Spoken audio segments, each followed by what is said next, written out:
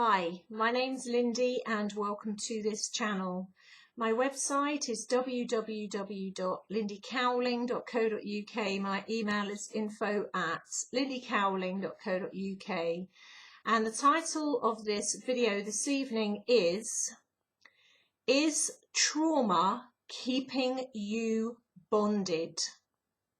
Or keeping you in bondage? Is trauma keeping you bonded or keeping you in bondage? A well-known phenomena occurs across the general population when people are in a relationship with somebody that has dysfunctional elements to their energy and personality. Dysfunctional in respect of sociopath, narcissist, psychopath, for example. Those examples I've used many times over the last 4 years on this channel. When somebody is in a relationship with a psychopath, a sociopath, or a narcissist, or a mixture of a couple of those things, regardless of what the connection is, whether it is or is not a soul connection, is or is not soul family, regardless of that, if they are in a cycle of trauma with that person, whether it is a soulmate, whether it is a twin flame, whether it is a catalyst, whether it is soul family, or none of the above, the same applies. If the person is in a cycle of trauma with the psychopath, sociopath, or narcissist, it sets up a specific response in the person's energy field, which is highly traumatic, highly addictive, highly troubling for them, and highly difficult for them to break the pattern. It's a bit like someone saying, don't put your hand in that oven because your hand's going to get burnt, and the person knowing that, but them not being able to stop themselves doing it.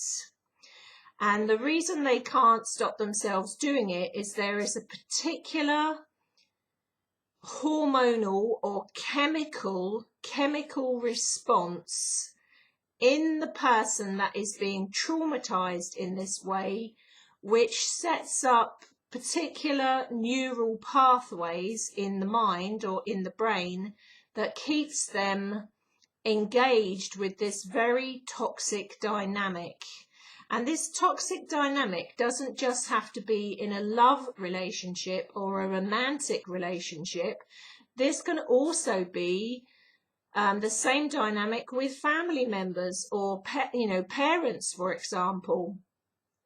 If they are running psychopath, sociopath, and narcissistic characteristics, or that is what they are. So it doesn't just apply to romance or love relationships.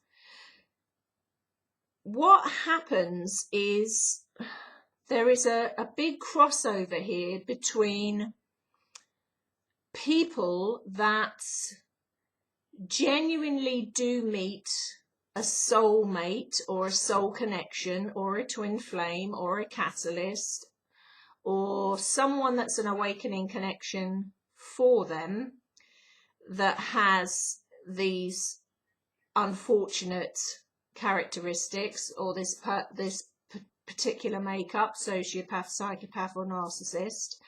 And there is also members of the general public, the population, that are meeting people with these characteristics, sociopath, narcissist, psychopath, that is not a soul connection for them and is not about their awakening or for the purpose of their awakening, they've got hooked up with it because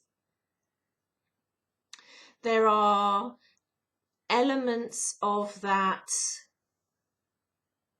energy that needs either to be cleared through them because it's within the family history and it's coming to be mirrored so they can see it and clear it.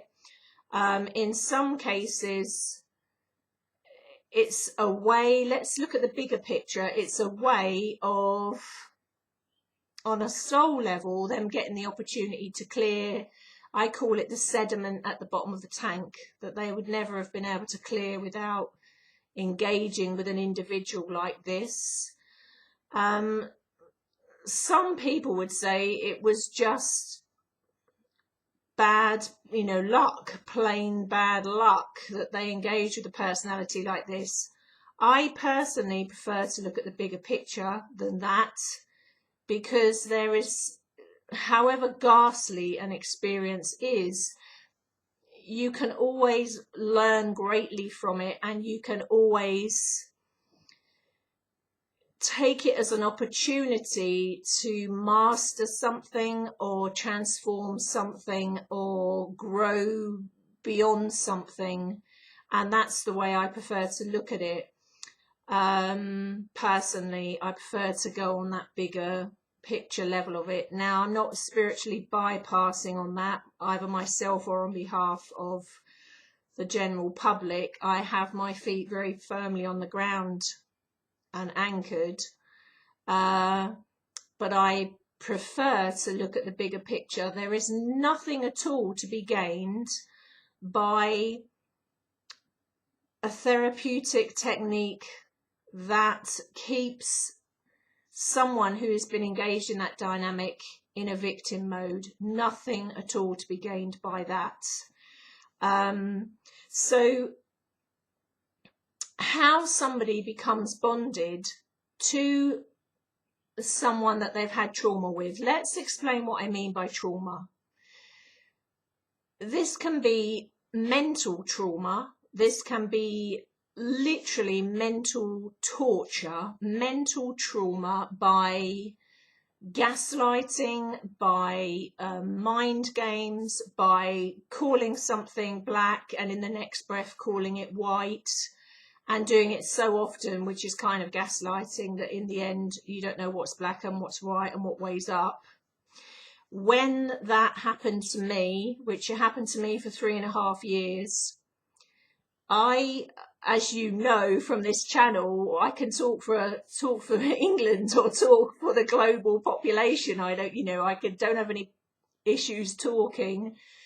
In that particular situation, I had a stutter. I actually began stuttering because it fried my brain so much that in the end, I couldn't string a sentence together when I was around that particular person. And at some points, you would have thought I would have seen the red flags by then, but they say love is blind. At some points when this was going on, I literally used to be in the fetal position in the corner of the front seat of a car while it was going on, saying, asking, can you stop? Can you stop this? Can you back off? Because it's too distressing. And the person saying, well, it's supposed to be distressing because I'm trying to smash your mind, trying to smash your ego.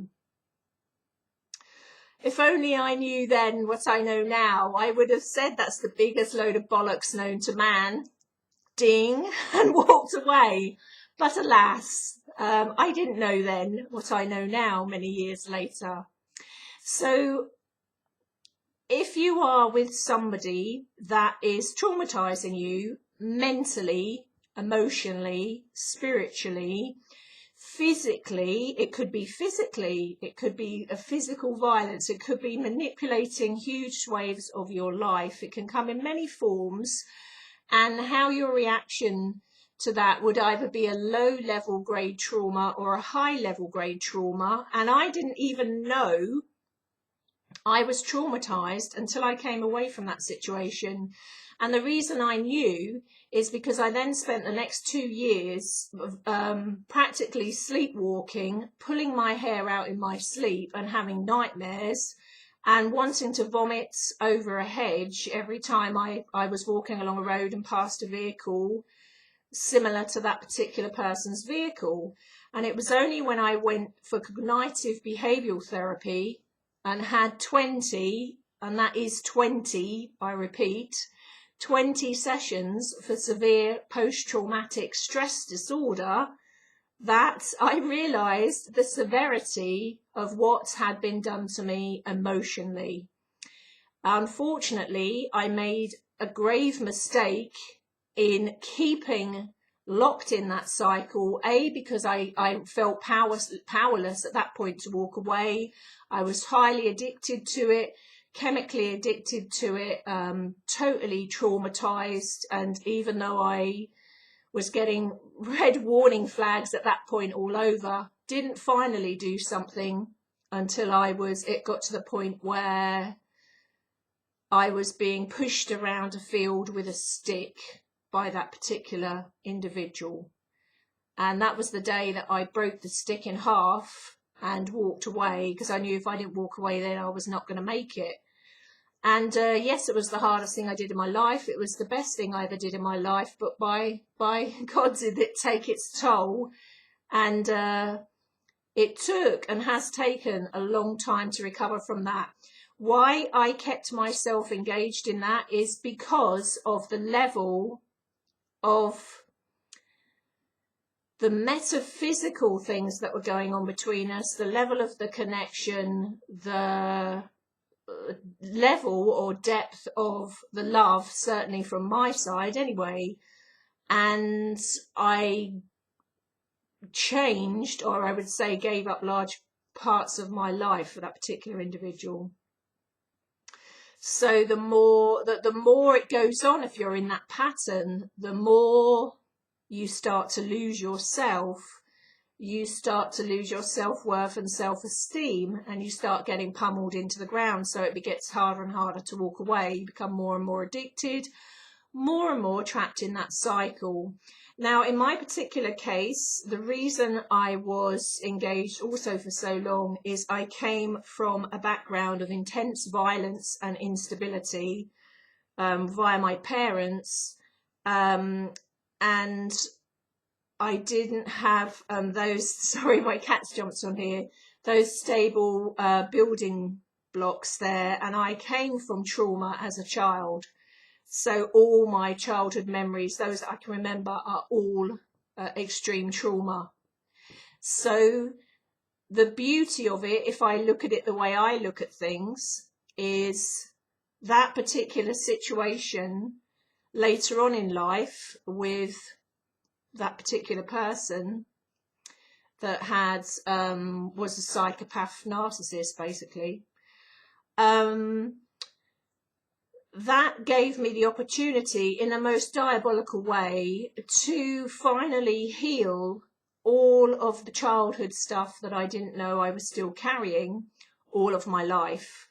So when we look at the bigger picture again, that could not have been healed, and I couldn't have done the vast amount of work that then followed for a number of years had I not cleared the sediment at the bottom of the tank that I didn't even know was there, that was highlighted, if you like, in an awful way by the connection. Now, what I would say here is same applies whether you have, I'm going to repeat it again, whether you are in that dynamic and you think they're your twin flame, or you think they're your soulmate, or you know they're your twin flame, or you know they're your soulmate, or they are a catalyst, or it's to do with awakening, and all those gizmos or not, the same thing applies.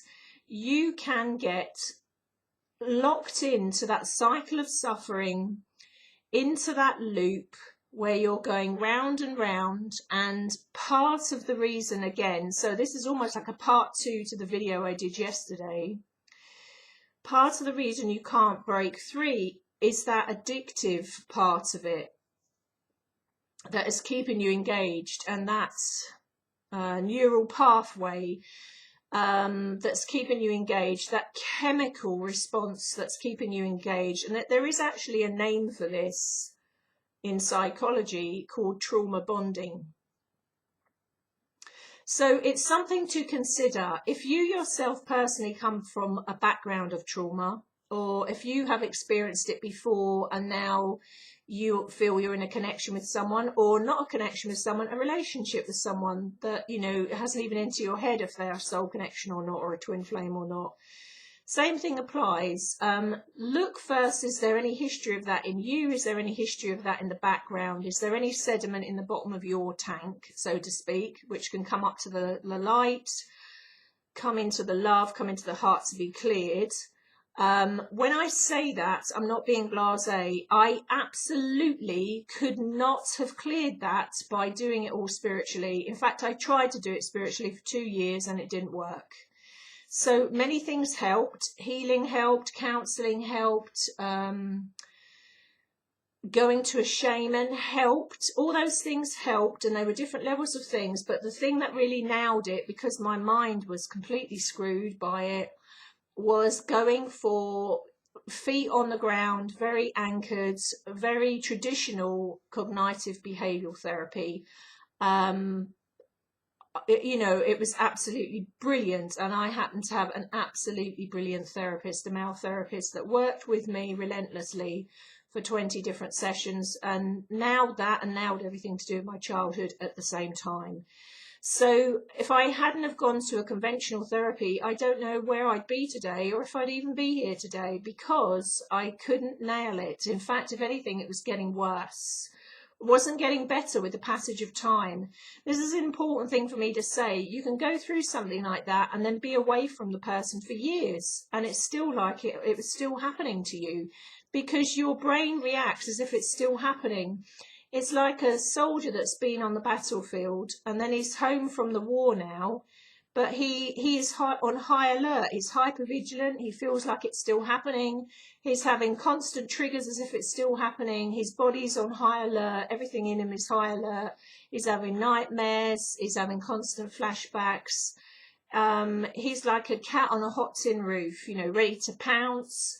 This is just one way of explaining it, where it's been highly stimulated or highly traumatized for enough period of time that the body reacts in this way, and it's almost like an automatic response. And I think it is worse in some people than it is in others, depending on your psychological makeup, your background, how long it went on, etc., etc., etc.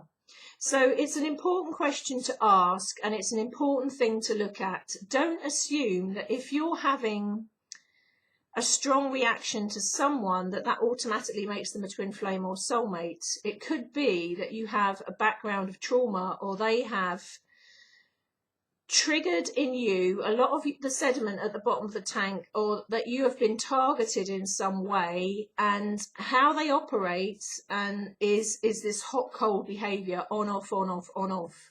This is where it gets confusing, because a lot of people in soul connections have soul connections that are on, off, on, off, on, off. That has nothing to do with narcissism, sociopaths or psychopaths. But a percentage of them are. What was one of the first things I said when I first came out on YouTube 4 years ago? I started making the comment that quite a high percentage of people that are in twin flame unions, or think they're in twin flame unions, or have convinced themselves they're in a twin flame union, are connected or going through a relationship with somebody that's a psychopath, narcissist, sociopath, that is keeping them engaged in a highly toxic, destructive cycle, not because they're a connection for them, but because they're a psychopath, sociopath, or narcissist that feed energetically, spiritually, emotionally, mentally, physically off your energy and off traumatizing you. So it's an important thing to look at. And yes, it is true that in genuine twin flames, the old form of twin flame union, shall we say, let's say the original form of twin flame union, It is true that a chunk of those, or a high percentage, come from quite unusual backgrounds and have been through the ringer, but then that makes sense if they are a transformational templating unit designed to alchemize all that is of one frequency or old energy into new. They have to have some shit to work with, or some mud to work with, or some material to work with, or some clay to work with, or some baggage to work with. Otherwise there's nothing to work with and they haven't got a job. So it can be confusing, and that's why I'm bringing this video out, because it is confusing. There are a chunk of people that keep themselves engaged with highly toxic situations, believing that they have to stay there because this person is their soulmate or twin flame or whatever. These personalities, sociopaths, psychopaths, narcissists, are experts, total predatory experts at mirroring what you want to see, at saying what you want to hear, saying what you want to believe, and they kind of masquerade as such. And I brought out videos on this as well. Forgotten what it was called now, just not that long ago, about 6 months ago, on this particular kind of predator and how they work energetically as well. So it's something to bear in mind. Again, the question is trauma keeping you bonded or in bondage to either someone you know is your connection, genuinely, or someone you feel is your connection, or someone that you're in a relationship with? Is it trauma that's keeping you there? Do you feel that you are totally out of control and powerless to make decisions that are best for you, that you just have to stay engaged with this, even though it's like banging your head on a brick wall and you're feeling like crap 1 minute and then fantastic the next, then lousy, then fantastic? Again, this is how they operate. They reel you in, punch you in the face, not physically, although sometimes physically. They reel you in, you know, let's say metaphorically punch you in the face, push you back, reel you in, punch you in the face, push you back. And so this cycle goes on, off, on, off, on, off. Hot, cold, hot, cold, hot, cold. Better, hell, heaven, hell, heaven, hell, heaven, hell. So if you are in something like this, I don't care what the connection is, that is not healthy. And you need help with that, or you need to step back from that, or you need to get support with that, or you need to walk away from that. You need to seriously look at that and try and get some clarity. An old saying of mine is, you cannot get true clarity when your nose is pressed up against the glass of the mirror. You can't see anything. Your nose is on the mirror. Sometimes you have to step back temporarily, or sometimes permanently, to get a clear look at exactly what is and isn't going on, so that then you can make decisions accordingly. Now, it is true to say, if you do decide to step right back or step out of the situation you're in, it still doesn't go away overnight. That highly addictive trauma cycle of roller coaster of up, down, and all the chemicals that go with it stay in your system for quite some time, that patterning. There are many things that you can do to heal with that, and the passage of time is one of them, but there are many techniques to help you with that. And, you know, there are psychologists that can help you with that, CBT specialists that can help you with that, you know, therapists that can help you that specialize in that particular kind of trauma. Make sure you go to someone that knows their stuff, that specializes and knows all about narcissists, psychopaths and sociopaths and the effect it has on you. So, you know, whatever way we look at it there, whether we're looking at energetically or we're bringing it down to a very basic therapeutic level, the same things applies.